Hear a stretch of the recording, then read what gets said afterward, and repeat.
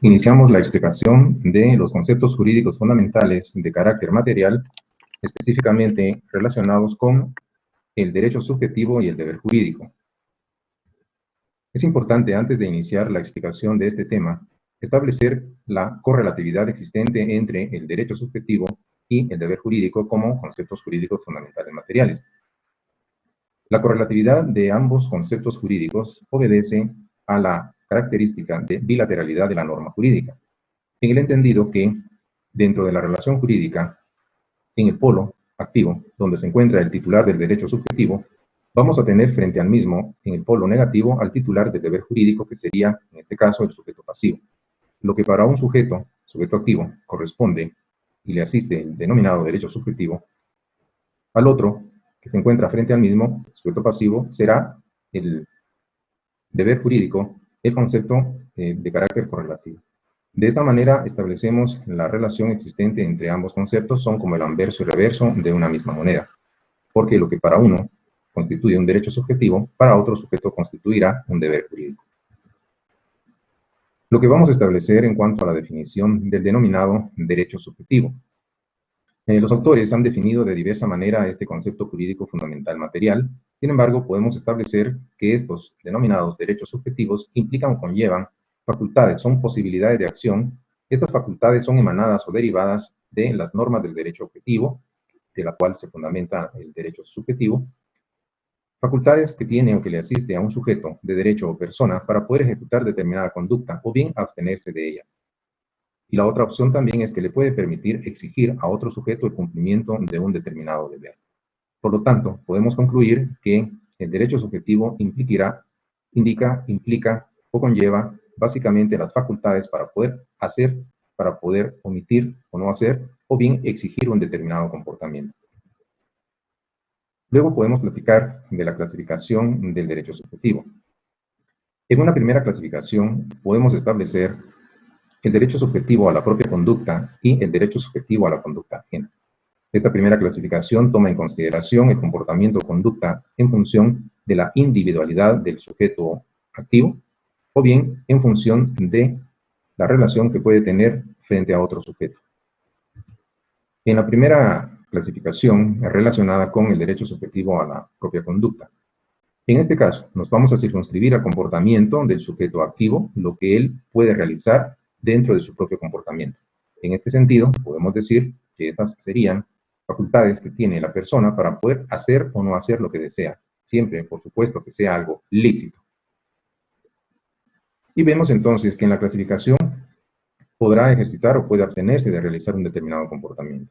Es importante destacar que se derivan facultades de este derecho subjetivo en cuanto a la conducta propia se refiere, y podemos establecer que el derecho para hacer algo es denominado facultas agendi, el derecho o la facultad para abstenernos de realizar un comportamiento, esto es omitir, es conocido con el término latino facultas omitendi. Luego, en cuanto a la clasificación del derecho subjetivo a la conducta ajena, este derecho subjetivo a la conducta ajena implica o conlleva esa facultad o potestad que tiene el sujeto titular del derecho, esto es el sujeto activo, para poder exigir de otro sujeto una determinada conducta, un determinado comportamiento, que puede ser positivo o negativo. Por lo tanto, concluimos que esta facultad es denominada facultas exigendi o facultad de exigir. En una segunda clasificación establecemos el concepto de los derechos subjetivos relativos y absolutos. En este caso, vamos a considerar que el criterio de clasificación toma en cuenta la determinación o indeterminación que puede tener el sujeto pasivo que participa en la relación jurídica. Siendo así, decimos que los derechos subjetivos relativos serán de tal categoría cuando el sujeto pasivo, obligado o deudor de la relación jurídica, esto es, el sujeto titular del deber jurídico, está claramente determinado. Por lo tanto, los derechos subjetivos relativos serán las facultades que tienen los sujetos activos para poder exigir de un sujeto claramente determinado un determinado comportamiento. Luego hablamos de los derechos subjetivos absolutos. En este caso, el sujeto pasivo de la relación jurídica es indeterminada. De estos son derechos subjetivos absolutos, los autores se han pronunciado indicando que son denominados derechos que son oponibles erga omnes. Esto significa que son oponibles frente a todos los hombres. Por lo tanto, se dice que los obligados a respetar ese derecho subjetivo absoluto no será una, dos ni tres personas, sino que será todo el conglomerado social. En una tercera y última clasificación del derecho subjetivo, pues vamos a mencionar derechos subjetivos públicos y derechos subjetivos privados. En la primera categoría, denominada derecho subjetivo público, encontraremos todas aquellas facultades, son autorizaciones que tienen los particulares frente al poder público. Por lo tanto, estamos diciendo que estos derechos, que para los particulares representan esas potestades o facultades, para el Estado representarán una serie de limitaciones que él mismo se ha impuesto a través de la ley. En cuanto a los derechos subjetivos privados, pues vamos a involucrar el comportamiento intersubjetivo entre particulares. Estos derechos subjetivos privados pueden asumir una clasificación, tanto pueden tener carácter personales o de crédito, y derechos reales.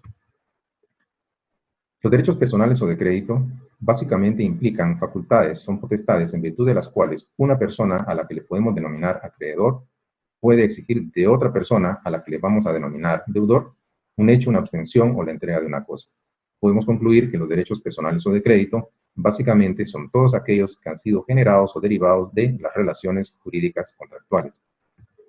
Finalmente, hablamos de los derechos reales, todas aquellas facultades que las personas jurídicas en su dimensión individual, colectiva o sujetos de derecho tienen sobre las cosas, en este caso vamos a hablar los bienes, frente a todas las personas. Por lo tanto, podemos mencionar que el derecho de propiedad, el derecho de posesión, el usufructo, uso, habitación, entre otras, constituyen ejemplos de derechos subjetivos reales. Luego tenemos el otro concepto jurídico fundamental que es correlativo al derecho subjetivo y es el denominado deber jurídico. En cuanto a la definición, hay varias definiciones del deber jurídico que encontraremos en la literatura jurídica. Sin embargo, podemos ver que la libertad exterior de la persona a través de la imposición de un deber jurídico se ve restringida. Por lo tanto, se dice que la restricción de esa libertad exterior de la persona, derivada de la facultad, entiéndase del derecho subjetivo, que ha sido concedida a otra persona para exigir de la primera cierta conducta, que puede ser positiva, hacer algo, entregar algo, o negativa, que implica una abstención. Por lo tanto, en cuanto a la definición del denominado deber jurídico, podemos decir básicamente que es una obligación. La obligación que tiene la persona, el sujeto de derecho, para cumplir con el mandato que le imponen las normas jurídicas frente a otra persona o personas que se le exigen. De las definiciones anteriormente mencionadas, ¿verdad?, con respecto al deber jurídico, podemos extraer elementos. Por lo tanto, podemos establecer en primera línea que el deber jurídico es una obligación. Por supuesto, le asiste o le corresponde a una o varias personas. Cuando se menciona el concepto de obligación dentro del ámbito del derecho, inmediatamente nos vamos a ubicar ante la restricción de la libertad personal del sujeto. Esa restricción implica un límite a su libertad. Conllevaría un hacer, un omitir impuesto. Es un freno, es un impulso a la actividad del sujeto titular del deber. Es algo que, por supuesto, no puede dejar de observar, ya que en caso contrario será sujeto a una sanción. El segundo elemento de la denominada obligación, que en este caso es el deber jurídico, consiste en el cumplimiento de un mandato. Las normas jurídicas, por supuesto, imponen deberes jurídicos y consisten en mandatos. Esos mandatos devienen de la existencia de una norma jurídica en donde el carácter heterónomo que la misma presenta implica o conlleva que hay un acto de imposición de la voluntad de alguien ajeno al destinatario del cumplimiento del deber. Por supuesto, estamos viendo que hay una voluntad ajena a la propia que impone básicamente ese deber. Por lo tanto, se dice que consiste en el cumplimiento de un mandato. El tercer elemento del deber jurídico que podemos mencionar es que debe figurar en una norma jurídica. Ese adjetivo o calificativo de jurídico que se le atribuye al deber obedece a que existe una norma jurídica que lo impone. Por lo tanto, establecemos que este sería el elemento del deber jurídico, que es muy importante. Debe existir una norma jurídica para que se establezca el denominado deber jurídico.